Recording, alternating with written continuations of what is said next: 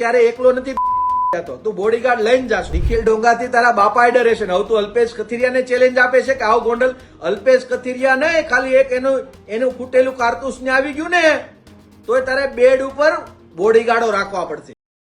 આવતીકાલે રવિવારના દિવસે ગુજરાતમાં કંઈક થવા જઈ રહ્યું છે.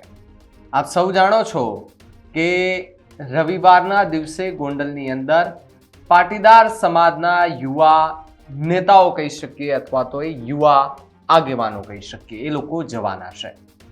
આ વાત 2 દિવસથી ચર્ચાનો મુદ્દો બન્યો છે અને બંને તરફથી પ્રતિક્રિયાઓ મળી રહી છે કે એક તરફ જે પાટીદાર સમાજના જે અલ્પેશ કથિરિયા સહિતના જે લોકો છે તેમણે પોસ્ટરો પણ વાયરલ કર્યા છે અને લખ્યું છે કે અમે આવીએ છીએ ગોંડલમાં. તો બીજી તરફ ગણેશ ગોંડલના જે સર્કલ છે તેમાંથી પ્રતિક્રિયાઓ સામે આવી રહી છે અને એમાંથી જાણવા મળી રહ્યું છે કે આવો ભાઈ, અમે પણ તમારું સ્વાગત કરવા માટે તૈયાર છે. નમસ્કાર, આપ જોઈ રહ્યા છો ન્યૂઝરૂમ અને આપની સાથે હું છું ભાવિક. પહેલા તો તમે અમારી ચેનલને સબસ્ક્રાઇબ ન કરી હોય તો અમારી ચેનલને સબસ્ક્રાઇબ કરો, બેલ આઇકનને દબાવો જેથી કરીને પડેપણના સચોટ સમાચાર તમને તમારા મોબાઈલ પર તરત જ મળી રહે. વાત ગોંડલની કરવી છે. કાળુ વગાસિયા નામના એક વ્યક્તિનો વિડીયો સામે આવ્યો છે ને વિડીયોમાં ગણેશ ગોંડલ સામે ખૂબ આકરા પ્રહારો થઈ રહ્યા છે અને કાળુ વગાસિયા કે જેઓ નિખિલ ડોંગા કે જેમના ગ્રુપનો એક માણસ છે, એમનો મિત્ર છે, એમના મિત્રનો એક વિડીયો સામે આવ્યો છે ને વિડીયોમાં કહ્યું છે કે અલ્પેશ કથિરિયા તો ઠીક, પણ એની બંદૂકનું એક કારતૂસ પણ ખાલી ગોંડલમાં આવશે ને ત્યાં તમારે બેડરૂમમાં બોડીગાર્ડ રાખવા પડશે.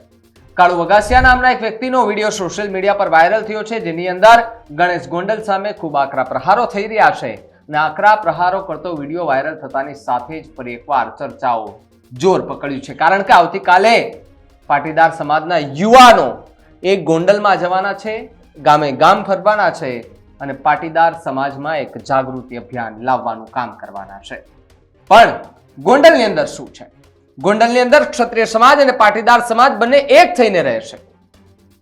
ત્યારે આ વિવાદ જ્યારથી શરૂ થયો છે એટલા માટે હવે ક્ષત્રિય સમાજ પર સવાલો ઉભા થયા છે અને પાટીદાર સમાજો પર પણ સવાલો ઉભા થયા છે. પહેલા એ વ્યક્તિને સાંભળો કે જેમણે ગણેશ ગોંડલને શું કહ્યું વિડીયોમાં. નિખિલ ડોંગાને લે યુદ્ધ કલ્યાણ. અરે ભાઈ, નિખિલ ડોંગાથી તારા બાપા હજી ડરે છે. નિખિલ ડોંગાથી તારા બાપાએ ડરે છે ને હવે તું અલ્પેશ કથિરિયાને ચેલેન્જ આપે છે કે આવો ગોંડલ.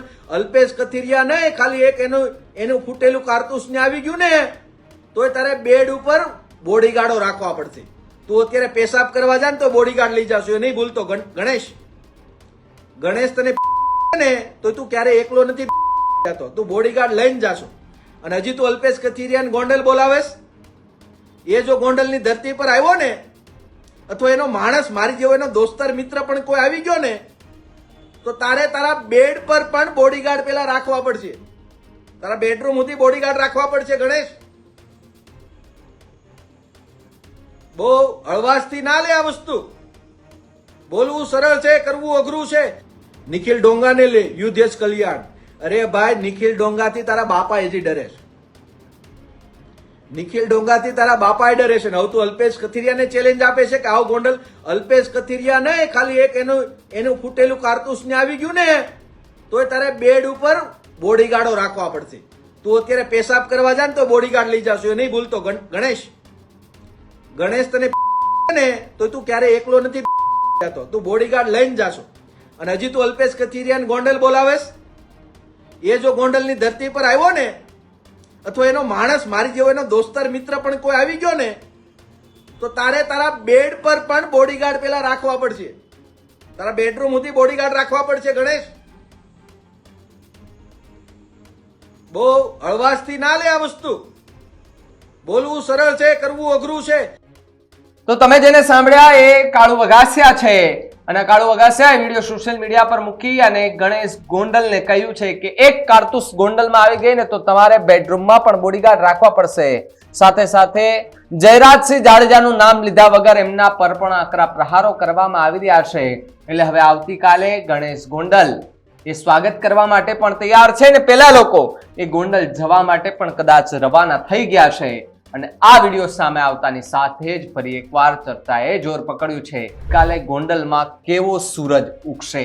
કારણ કે અવારનવાર આપણે ગોંડલ એ બાજુની રાજનીતિ રણનીતિ જોતા હોઈએ ત્યારે આપણે ખબર છે શું થતું હોય છે. ત્યારે કાલે એવું કંઈ ન થાય અને શાંતિપૂર્ણ માહોલમાં બંને સમાજ ગમે તે હોય, બંને સમાજો કે જે વિવાદ છે એ વિવાદને લઈને કંઈ મોટું ન થાય અને સાથે સાથે પોલીસ એ પણ ત્યાં ચાપતો બંદોબસ્ત કદાચ રાખી દીધો છે અને પાટીદાર સમાજના એ યુવાનો અગ્રણીઓ એ નીકળી ગયા છે ગોંડલ આવવા માટે, ગામે ગામ ફરવાના છે આવતીકાલે.